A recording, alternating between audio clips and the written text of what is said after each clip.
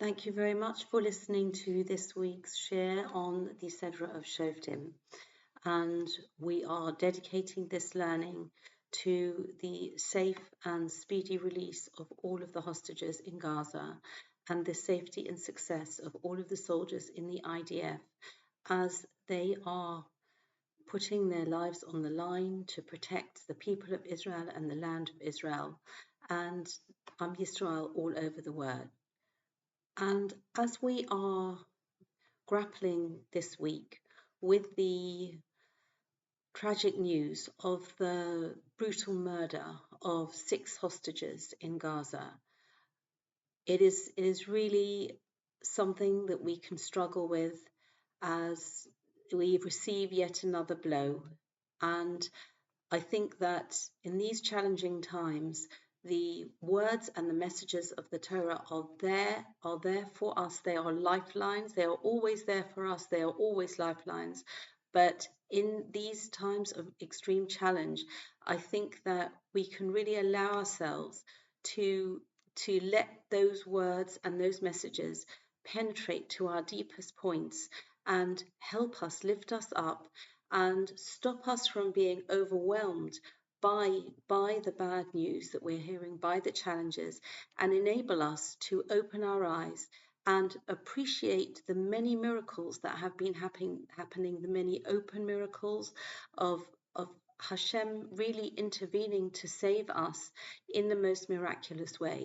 And when we are able to see things in this way, that can give us the courage and the confidence to deal with the losses that we are bearing and not be broken by them.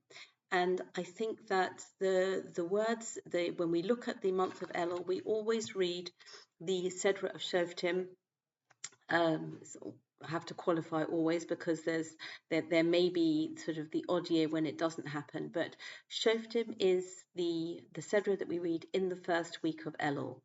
And the message, the opening words are talking about judges and justice, and there is an obvious connection as we are using Elul as a launch pad into Rosh Hashanah and to the festivals of Tishrei, Rosh Hashanah, Yom Kippur, and Sukkot.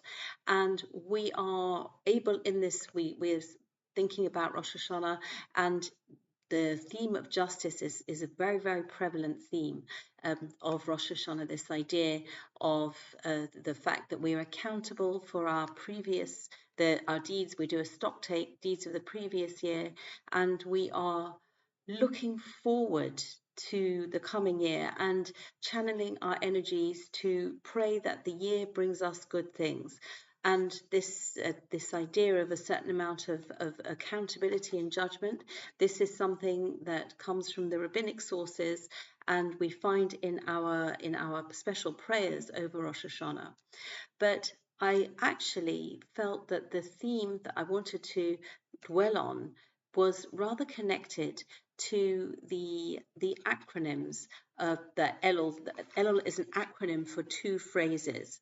And I want to focus on those 2 phrases and then look at quite a sort of a passage that is deeper into the Sedra. We normally start at the beginning and sort of don't get past the first word or letter even.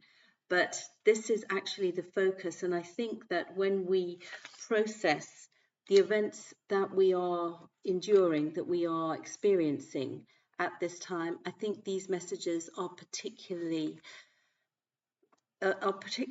relevant to us at this point.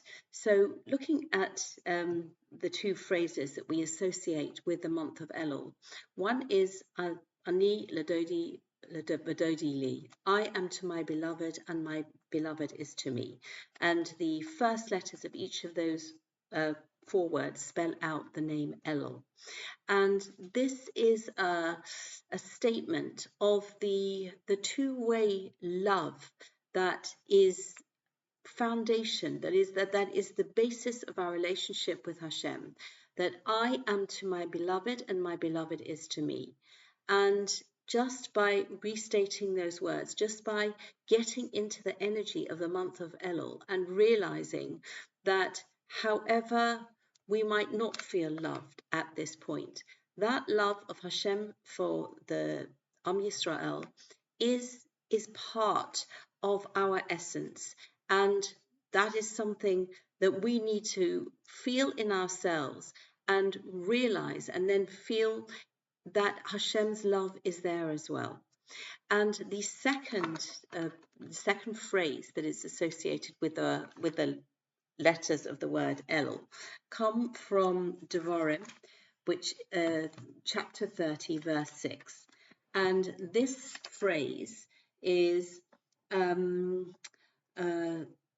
comes from the pasuk Umal Hashem es Elokecha es levavcha ve'es levav zaracha, which translates as Hashem your God will circumcise your heart and the heart of your seed, the heart of your descendants.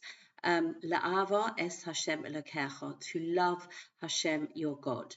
Now, the word es levavcha, the words es levavcha ve'es levav, they also, the first letter of each of those four words, spell out the word Elul, es levavcha ve'es levav.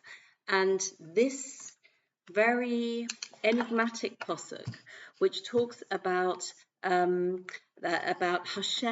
as it were, circumcising our hearts to love Him. And this sounds quite strange to our ears. We understand, we're used to the bris, the special ceremony covenant between Bnei Yisrael and Hashem, that when a baby boy is born on the 8th day, he has a bris milah, he has a circumcision, and the foreskin, that extra part of skin, is removed. And the concept of applying that to a heart is obviously metaphorical. There's no actual procedure that is carried out to remove physically anything. But there is this concept that there is something that is excess, and not only excess, but it's actually going to be a block. It's something that that is going to prevent the free flow of the energy from Hashem to us, from us to Hashem. And that, just like physically it's removed from a baby boy at the age of 8 days, that we are trying to remove that excess, that impurity, that block that is stopping our heart from being open to that love for Hashem that we have and that Hashem has for us. And it's just about removing those whether it's those habits, that way of thinking. The heart is often thought of as the seat of emotions. And so we are looking at this time, we're looking at the month of Elul to try to remove those blocks, those issues. Now, these ideas link up with the verses that talk about the prohibition against telling the future. And we find this in chapter 18, verses 9 to 13. So we go to our Sedra of Shoftim, and it talks about Ki ataba el ha'aretz, this is verse 9, chapter 18. When you come to the land, Asher Hashem Elokecha nosei lach, that Hashem your God is giving you. Lo silmad lasos kaso avos hagoyim hahem. You will not learn to do the abominable practices of the nations who are resident in that land. Lo yimotzei v'cha ma'avir beno ubito ba'esh kosem ksamim. There must not be found anyone among you who passes his son or daughter between two fires. Kosem ksamim ma'onem u'menachesh u'machashev. Practices stick divination, acts on the basis of fortuitous times.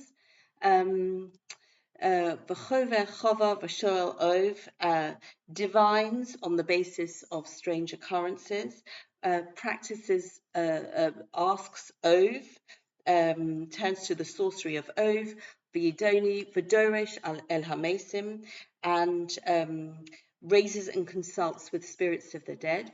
Kisavos Hashem kol osei ele, because whoever does these things is an abomination to Hashem. Ubiglal to'evos ha'ela, and because of these abominations,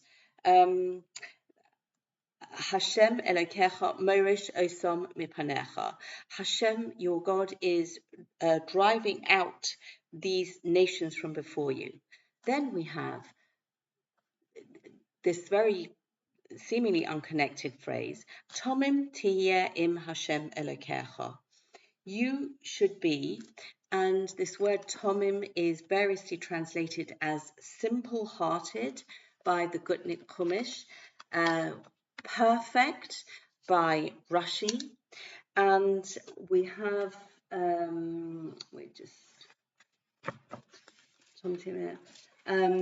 Holech imo bitmimus, go with him with perfection, but titzapelo velo sachka achar ha'isidos, that you have to put all your expectations in Hashem and do not inquire and investigate the so-called fortune telling, try to predict the future and act accordingly.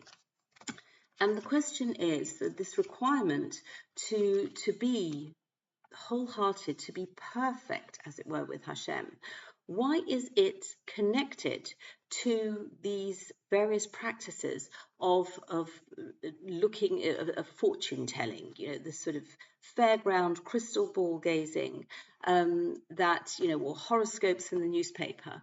Why is that something that would prevent us from being complete and pure with Hashem?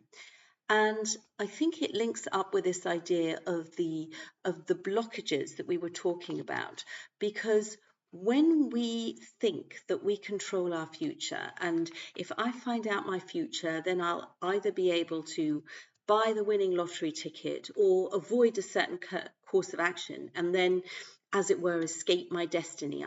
It's in my control. And perhaps when I'm consulting some kind of oracle, that's my motivation. And really, that is an absolute blockage in the faith that we need to have in Hashem. And it is something that when we are facing times of challenge, or when something is going really well for us, it is always realizing that this is the path that Hashem is mapping out for us. And this is my mission, my challenge, is to go with that and to find the best perspective that I can have in that situation, to see what the actions that I can do. And it's happened so often that in very, very challenging times, people have actually found the wherewithal to see things in a completely different way and turn something that seemed to be relentlessly without any merit whatsoever. They are able to actually make that an opportunity. And that doesn't mean that everything is going to be easy and that everything is going to make us clappy happy and sort of simplistically joyful. But it is just, if we are able to always feel that embrace of Elul, feel that there is a two-way channel of love from us to Hashem and from Hashem to us. And as we take a perspective of our history, of our nation's accomplishments over the millennia, of the Torah that will always light up the way for us, even though there's a lot of darkness surrounding us in the world. And we can see the way people are responding to the challenges that we're going through now, and really marvel that people can be so blatant in their acceptance of lies and in their hatred and what is going on. But that actually is a terrible reflection on them, when we know and we are trying our best in very difficult circumstances, and we are going to hang on to steadfast in a steadfast way the messages of the Torah and feel that love of Hashem, and feel that the blockages that we put in our own hearts, perhaps when we think that we are in control, that we are able to sort of change certain aspects of what's happening to us. What we can change is the way we relate to them. What we can change is our holding ever tighter to that value system of the Torah.